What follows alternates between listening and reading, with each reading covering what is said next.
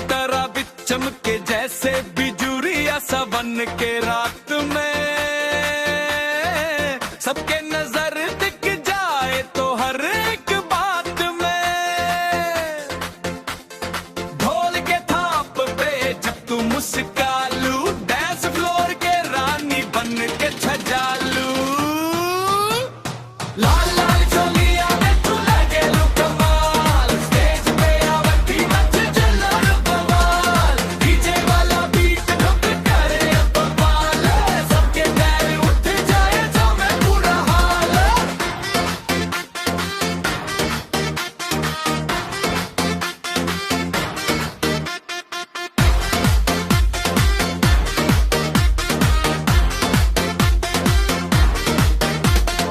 अंतरा तो बजा स्पीकर फुल वॉल्यूम कर रहा है, नचत नचत